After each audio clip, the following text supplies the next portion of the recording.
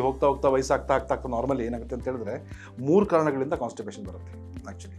Especially ನೀವು ಕೇಳ್ತಾ ಇರೋದು ವೃದ್ಧರಲ್ಲಿ ಯಾಕೆ ಅಂತ. ವಯಸ್ಸಾಗ್ತಾ ಇದ್ದಂಗೆ ನೋಡಿ ಎನ್ಸೈಮ್ಸ್ ಕೊರತೆ ಉಂಟಾಗುತ್ತೆ ನಮ್ಮ ದೇಹದಲ್ಲಿ. ಈಗ ನಮಗೆಲ್ಲ ಗೊತ್ತಿರೋಂಗೆ ಮ್ಯಾಕ್ರೋ ನ್ಯೂಟ್ರಿಯೆಂಟ್ಸ್ ಅಂತ ಹೇಳಿದ್ರೆ ಮೇಜರ್ ನಮ್ಮ ಎನರ್ಜಿಗೆ ಸಿಗುವಂಥ ನ್ಯೂಟ್ರಿಯೆಂಟ್ಸ್ ಅಂತ ಹೇಳಿದ್ರೆ 3. ಒಂದು ಕಾರ್ಬೋಹೈಡ್ರೇಟು, ಒಂದು ಪ್ರೋಟೀನು ಮತ್ತು ಇನ್ನೊಂದು ಫ್ಯಾಟ್ಸ್, ಕೊಬ್ಬಿನ ಅಂಶ ಇರುವಂಥದ್ದು. ಸಪೋಸ್ ಇವಾಗ ಇಂಡೈಜೆಷನ್ ಇದ್ದರಲ್ಲಿ ನಾನು ಮೊದಲೇ ಹೇಳಿದೆ, first grade and second grade of digestion ನಮ್ಮ ಬಾಯಿನಲ್ಲೇ ಆಗಬೇಕು. ನಮ್ಮ ಸಲೈವರಿ ಎನ್ಸೈಮ್ಸ್ ಅಂತ ಇರುತ್ತೆ ನಮ್ಮ ಬಾಯಿನಲ್ಲಿ. ಈ ಕೆಲವರು ಇತ್ತೀಚೆಗೆ ಅದು ನನಗೆ ಅನ್ನ ತಿಂದರೆ ಆಗಲ್ಲ, ಮಟನ್ ತಿಂದರೆ ಆಗಲ್ಲ, ನಾನು ಸಿರಿಧಾನ್ಯಗಳು ತೊಗೊಳ್ತಾ ಇದ್ದೀನಿ ಅಂತ ಹೇಳ್ತಾರೆ. ಈ ಸಿರಿಧಾನ್ಯ ತೊಗೊಂಡವ್ರಿಗೂ ಕೆಲವರು ಕಾನ್ಸ್ಟಿಪೇಷನ್ ಜಾಸ್ತಿ. ಈ ಒಂದು ಫೈಬರ್ ಕಂಟೆಂಟ್ ಜಾಸ್ತಿ ಇದ್ರೂ ಕೂಡ ಅದು ಡೈಜೆಸ್ಟ್ ಆಗಿ ಅದು ಕ್ಲೀನಾಗಿ ಸಾಫ್ಟ್ ಆಗಬೇಕು ಅಂದರೆ ತುಂಬ ನೀರಿನ ಅವಶ್ಯಕತೆ ಇದೆ.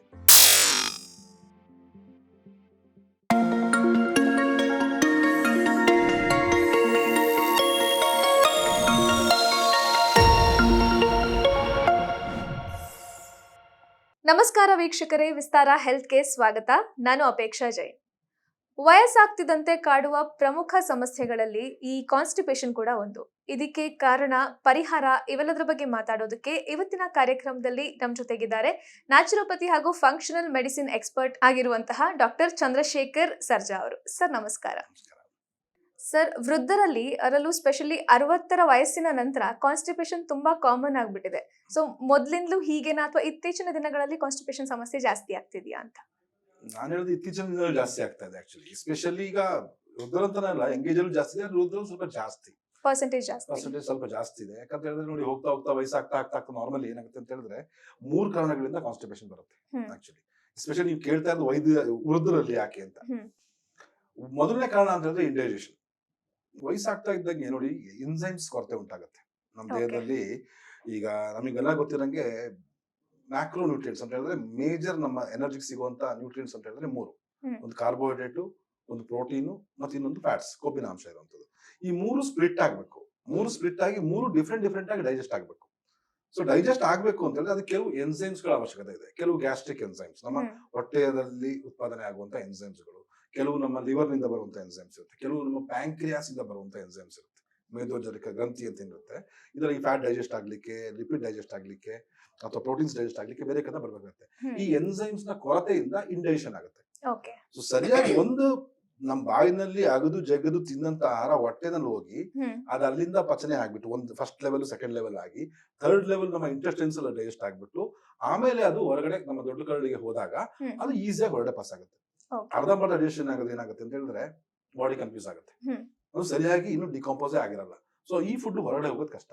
ಸೊ ಎನ್ಸೈಮ್ಸ್ ನ ಒಂದು ಕೊರತೆ, ಡೈಜೆಸ್ಟಿವ್ ಪಾಚಕ ಕ್ರಿಯೆಗಳನ್ನ ಒಂದು ಕಿಣ್ವಗಳು ಅಂತ ಹೇಳ್ತೀವಿ ಎನ್ಸೈಮ್ಸ್ ಅಂತ ಹೇಳಿದ್ರೆ.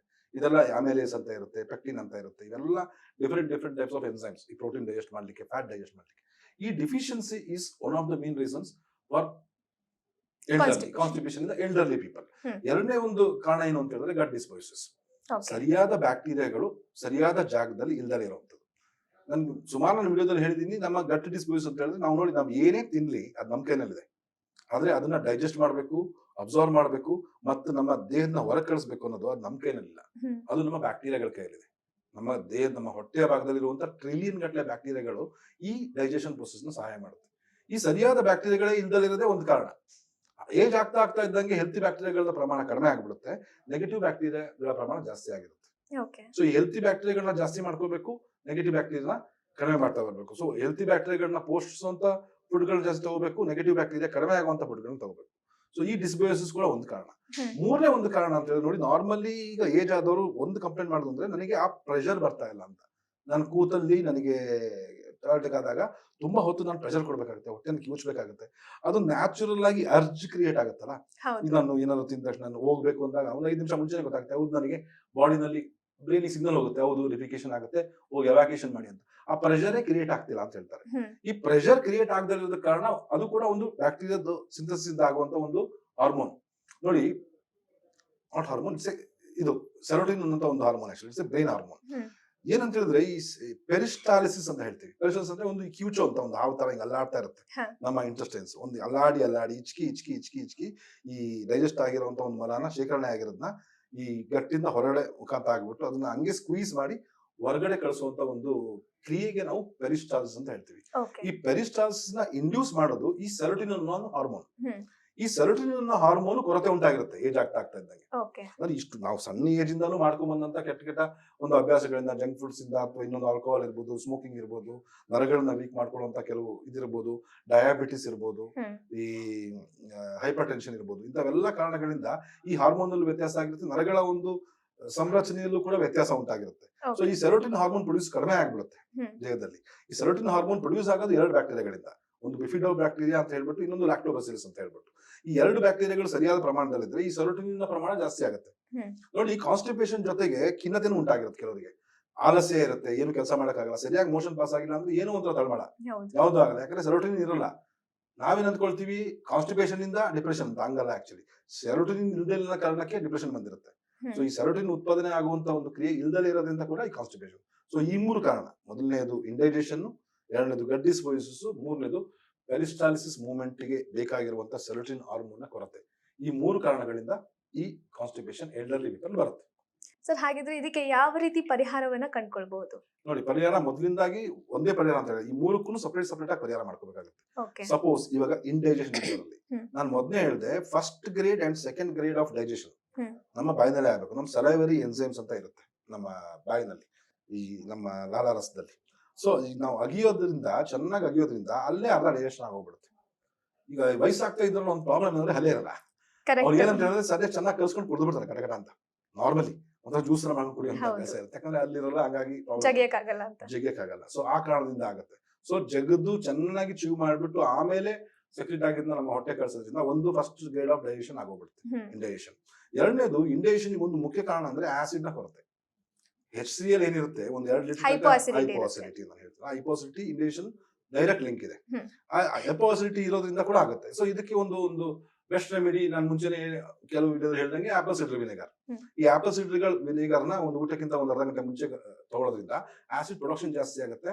ನೀವೇನಾದ್ರು ಈಗ ಹಾರ್ಡ್ ಫುಡ್ ತಿಂದಲೂ ಕೂಡ, ಈಗ ಮೊಟ್ಟೆನೋ ಚಿಕನ್ನೋ ಮಟನೋ ತಿಂದಾಗ ಕಾಮನ್ ಆಗಿ ಇದು ಮಾಡ್ತಾರೆ ಆಕ್ಚುಲಿ ಕಾನ್ಸ್ಟಿಪೇಷನ್. ನೀವೇನಾದ್ರು ತಿಂದ್ಬಿಟ್ರೆ ಸಾಕು, ಈ ಕಾನ್ಸ್ಟಿಪೇಷನ್ ಆಗೇ ಬಿಡುತ್ತೆ ಅಂತ. ಈ ಕೆಲವರು ಇತ್ತೀಚೆಗೆ ಅದು ನನಗೆ ಅನ್ನ ತಿಂದ್ರೆ ಆಗಲ್ಲ, ಮಟನ್ ತಿಂದ್ರೆ ಆಗಲ್ಲ, ನಾನು ಸಿರಿಧಾನ್ಯಗಳು ತಗೊಳ್ತಾ ಇದ್ದೀನಿ ಅಂತ ಹೇಳ್ತಾರೆ.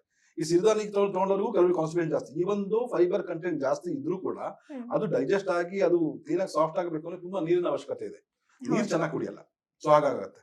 ಸೊ ಈ ತರ ಫುಡ್ಸ್ ತಗೊಂಡಾಗ ಸ್ವಲ್ಪ ಈ ಆಪಲ್ ಸಿಡ್ರ್ ವಿನೆಗರ್ ಕುಡಿಯೋದು, ಸ್ವಲ್ಪ ಚೆನ್ನಾಗಿ ಡೈಜೆಷನ್ ಪ್ರಕ್ರಿಯೆ ಕ್ಲೀನ್ ಆಗ್ಲಿಕ್ಕೆ ನೀರಿನ ಅಂಶ ಸಾಕಷ್ಟು ಮೇಂಟೈನ್ ಮಾಡ್ಕೊಳ್ಳೋದು ಬಹಳ ಇಂಪಾರ್ಟೆಂಟ್. ಬಾಡಿ ಮೂವ್ಮೆಂಟ್ ಕೂಡ ಇಂಪಾರ್ಟೆಂಟ್ ಆಗುತ್ತೆ. ಓಡಾಡಬೇಕು. ವಯಸ್ಸಾದವರಲ್ಲಿ ಹೇಳಿದಂಗೆ ಸ್ವಲ್ಪ ಸೆಡೆಂಟರಿ ಲೈಫ್ ಸ್ಟೈಲ್ ಆಗಿರ್ತಾರೆ ಆಕ್ಚುಲಿ, ಇದರಲ್ಲ. ಆದ್ರೂ ಕೆಲವರು 70-80 ಇಯರ್ಸ್ ಆದ್ರೂ ಚೆನ್ನಾಗಿ ಓಡಾಡ್ಕೊಂಡು ಕೆಲಸ ಮಾಡ್ಕೊಂಡಿರ್ತಾರೆ, ಒಂದೇ ಕಡೆ ಕೂತಿರಲ್ಲ, ಅಂದ್ರೆ ಆಕ್ಟಿವ್ ಆಗಿರ್ತಾರೆ. So activity is very important. ಈ ತೀರಾ ಓಡಾಡಕ್ ಆಗ್ತಿಲ್ವಾ, ಕೂತಲ್ಲೇ ಎಕ್ಸರ್ಸೈಸ್ ಮಾಡ್ಬೇಕು. ಕೈ ಕಾಲು ಆಡ್ಸೋದು, ಹೊಟ್ಟೆನ ಸ್ವಲ್ಪ ಹಿಂದೆ ಮುಂದೆ ಆಡ್ಸೋದು, ಕೂತಿಗೆ ತಿರುಗಿಸೋದು, ಫಾರ್ವರ್ಡ್ ಬೆಂಡಿಂಗ್, ಬ್ಯಾಕ್ವರ್ಡ್ ಬೆಂಡಿಂಗ್ ಮಾಡೋದು, ಬೆಳಗ್ಗೆ ಎದ್ದಾಗಿಂದ ಅಥವಾ ಮಧ್ಯಾಹ್ನ ಒಂದ್ಸಲ, ಸಾಯಂಕಾಲ ಒಂದ್ಸಲ, ಒಟ್ಟಿನಲ್ಲಿ ನಮ್ ಎಲ್ಲಾ ಜಾಯಿಂಟ್ಗಳು ಮೂವ್ಮೆಂಟ್ ಕೊಡ್ಬೇಕು. ಒಂದ್ಸಲ ಮೂವ್ಮೆಂಟ್ ಕೊಟ್ಟಾಗ ಏನಾಗುತ್ತೆ ಅಂತ ಹೇಳಿದ್ರೆ ಡೈಜೆಷನ್, ಫುಡ್ ತಿಂದಿದ್ದು ಜೀರ್ಣ ಆಗುತ್ತೆ. ಬರೀ ತಿಂತ ಹೋದ್ರೆ ನಾವು ಎಕ್ಸರ್ಸೈಸ್ ಔಟ್ಪುಟ್ ಮಾಡ್ಲಿಲ್ಲ ಅಂತ ಹೇಳಿದ್ರೆ ಡೈಜೆಷನ್ ಆಗುತ್ತೆ.